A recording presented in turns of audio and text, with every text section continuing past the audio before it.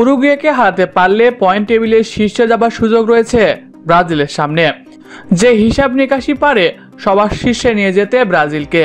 তাই এই নিয়ে বিস্তারিত জানতে হলে ভিডিওটি না টেনে শেষ পর্যন্ত দেখতে থাকুন। আর আপনি যদি আমাদের চ্যানেলে নতুন হয়ে থাকেন তাহলে এখনই সাবস্ক্রাইব করে রাখুন।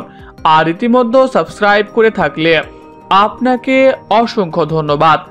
নিজেদের গুরুত্বপূর্ণ ম্যাচে আগামী 20 তারিখ রোজ বুধবার বাংলাদেশ সময় সকাল 6:45 মাঠে নামবে ব্রাজিল ও উরুগুয়ে। নিজেদের ঘরের মাঠে শক্তিশালী উরুগুয়ের বিপক্ষে লড়বে সেলেসাওরা। ঘরের মাঠে বরাবর অপ্রতিরোধ ব্রাজিল, সবসময় তারা ঘরের মাঠে দারুণ জয় পায়। সেই ধারাবাহিকতায় ব্রাজিল উরুগুয়েকে হারাতে নিজেদের সেরা প্রস্তুতি নিচ্ছে। অন্যদিকে উরুগুয়ে রয়েছে দারুণ ফর্মে, এক ঝাঁক তরুণ ফুটবলার নিয়ে খেলছে উরুগুয়ে। শক্তিশালী কলম্বিয়াকে শেষ মুহূর্তের গোলে 2-3 ব্যবধানে হারিয়ে পয়েন্ট টেবিলে 2 নম্বরে এখন উরুগুয়ে। এছাড়া ব্রাজিলের সামনে একটা দারুণ সুযোগ রয়েছে। ব্রাজিল যদি উরুগুয়েকে হারাতে পারে তাহলে সরাসরি পয়েন্ট টেবিলে 2য় স্থানে চলে যাবে সেলেসাওরা।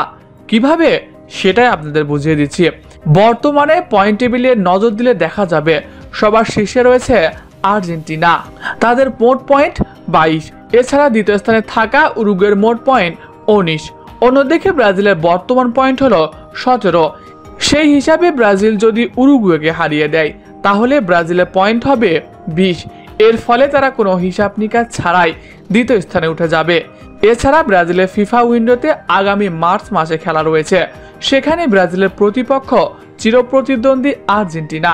সেখানে একটা জয় পেলে ব্রাজিলের প্রথম স্থানে যাবার একটা বড় সুযোগ রয়েছে।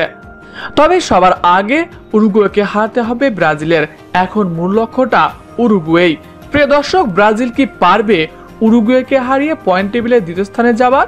কমেন্ট করে জানিয়ে দিন।